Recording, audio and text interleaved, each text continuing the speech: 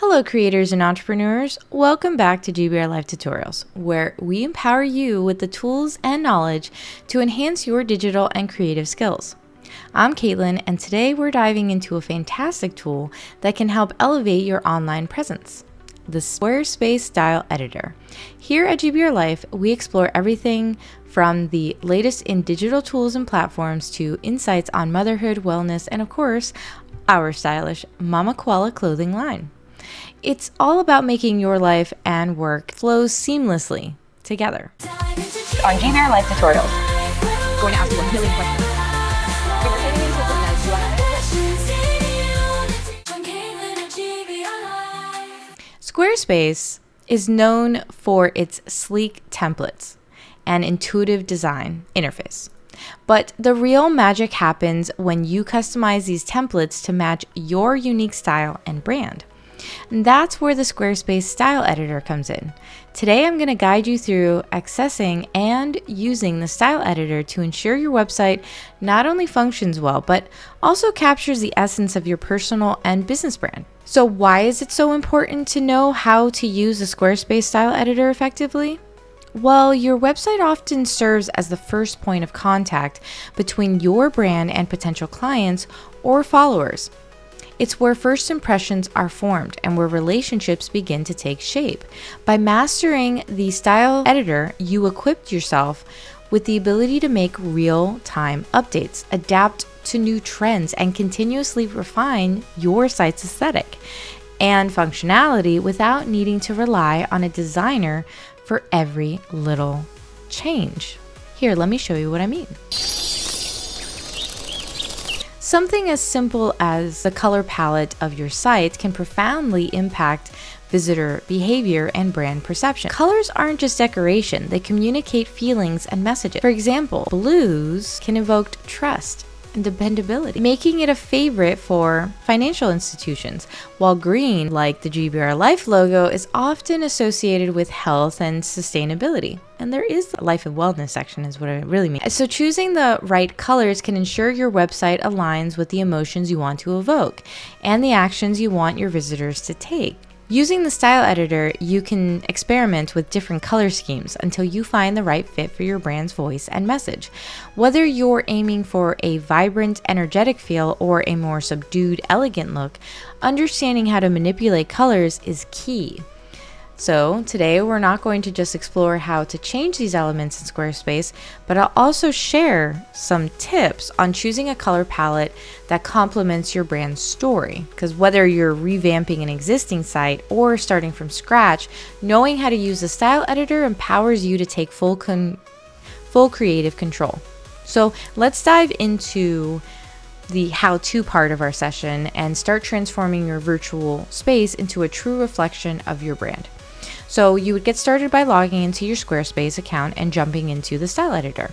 I'm currently in my Squarespace account, so I'm just going to jump into the Style Editor. You just select Edit, and it is this right here, your site styles. This is your Style Editor, and it is your gateway to transforming a standard template into a customized site that stands out from the crowd.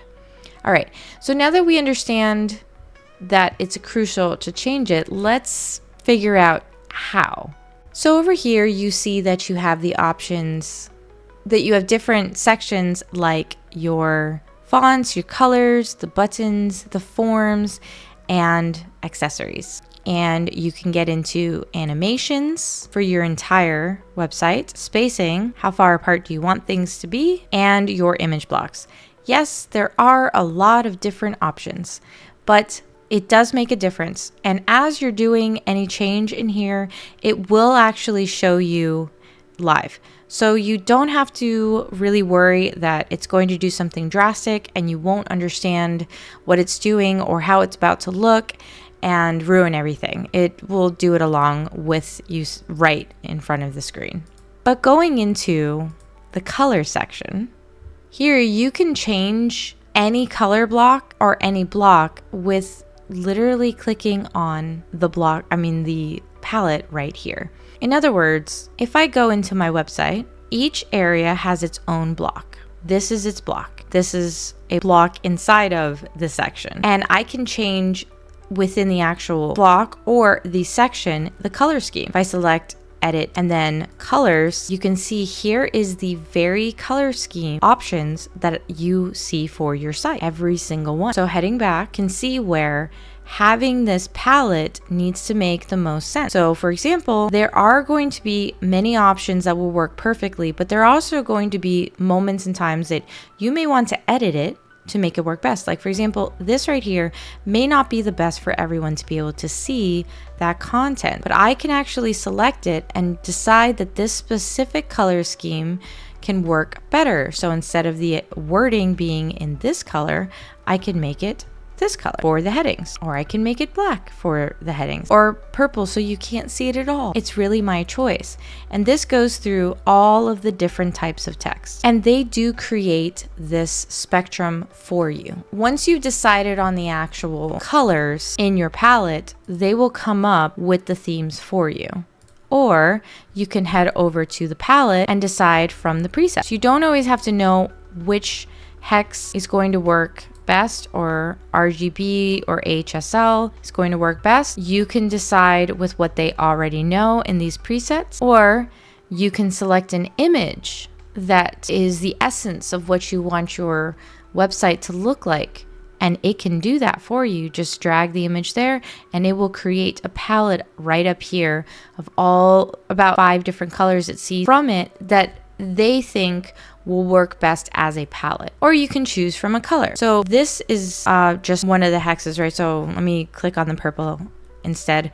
Okay, so here you can see also they give you the complementary, the monochrome, these color palettes that go based off of the color. So you can choose a very simplistic option that is also very pleasing to the eye. And that's how the colors kind of work. So either you're doing the legwork or they're doing the legwork for you.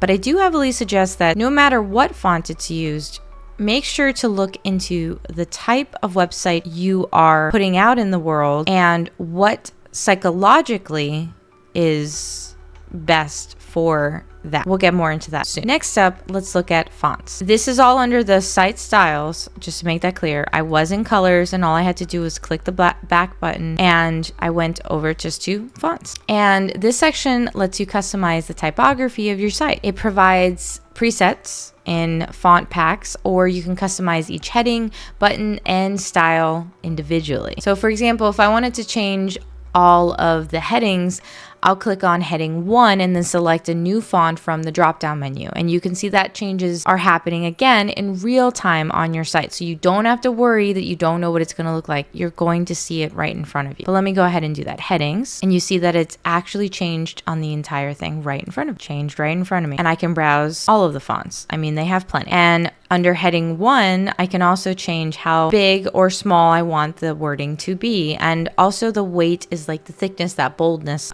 that you are using. Also, letter spacing can make a big difference. So play around with it and then kind of figure out what might work best for you. And then next up, I'm going to show you the button. So from here, you can decide your primary, secondary, and tertiary button options. And you may think that this wouldn't make a difference, but remember, if you have your different color palette, you do want these buttons to work with those color palettes. So now the color itself isn't changing here. You're seeing the same thing, but it would make a difference if you have a specific type of color palette and the pill shape here, for example, is, well, that's not a pill. Okay. The squares button, for example, is blending in because it doesn't have a good way to differentiate itself from the background, for example. So you do want it to make sense with what you're trying to display. So for example, if I find that every time I create these buttons, it just doesn't really show, I can change by selecting the shape or not filling it out at all and try and make it work for me. And the colors that I choose. Believe you me, after doing this many times, those colors make a difference with your shapes. And since it's real time, you can see it right in front of you. Now it has to be the type of button you're looking at. So for example, if this is a primary and I change from the pedal to the pill, you'll see that right in front of you. But if I do not have a secondary button in front of me, I won't see that change in front of me. So it's good to do it on a page where you know you have a lot of different options. or just go to the page that has that and see what it looks like to see how it looks like. But you can make it work however you want. And then we have forms. This is another big one. Your forms, you want to make sure that they're seen. Something like this is great because it's easily seen, because it has that black border, but something like this is, while very aesthetically pleasing, may not work on every background.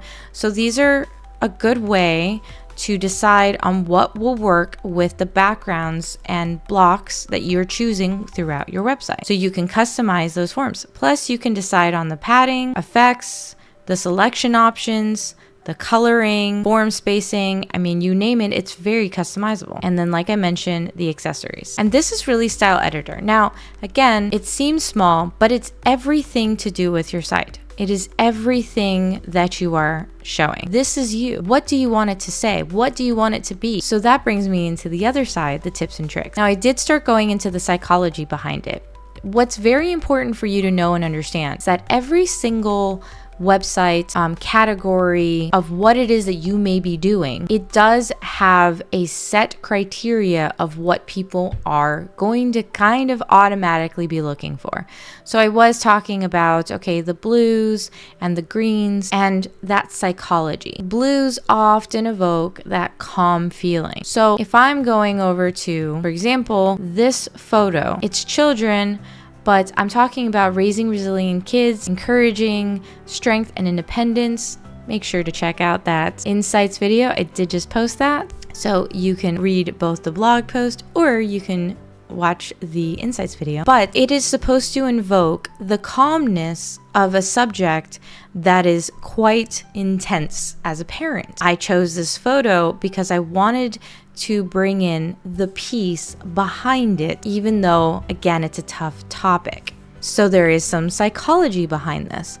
And this is why you're going to have to figure out, what do you want your brand to represent in order to figure out the color?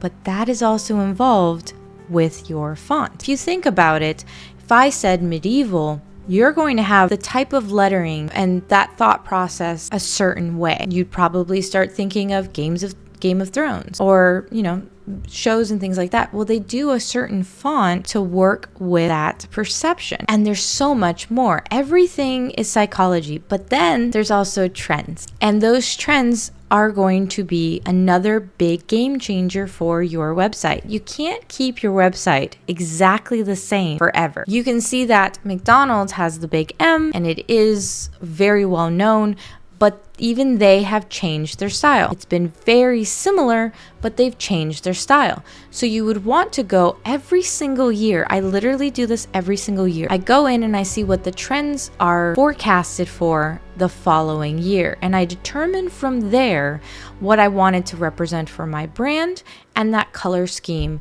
for either the year or the quarter or the holiday. Even. It depends on how often you'd like to change up your site, but there are going to need to be very specific things that are maintained. So for example, for GBRLIFE, I never change the color scheme of my logo.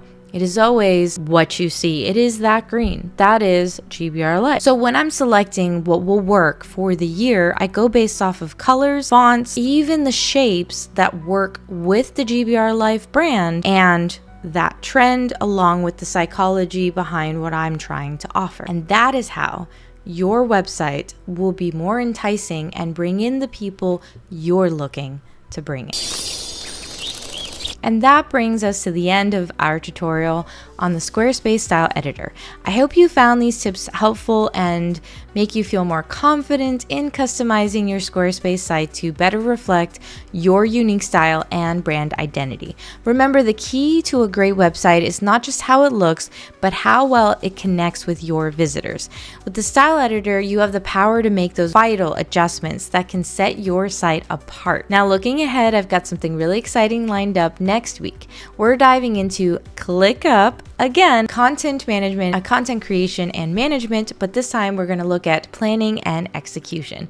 So if you're juggling multiple content projects or just looking to streamline your creative process, you won't want to miss this one. And don't forget to like, subscribe, and hit that notification bell so that you don't miss out on any of the tutorials. And if you have any questions or specific topics that you'd like to cover in the future, please leave a comment below. Keep creating and keep dreaming big. And remember, with all the content on GBRLIFE.com, you don't have to be without GBR Life in your life.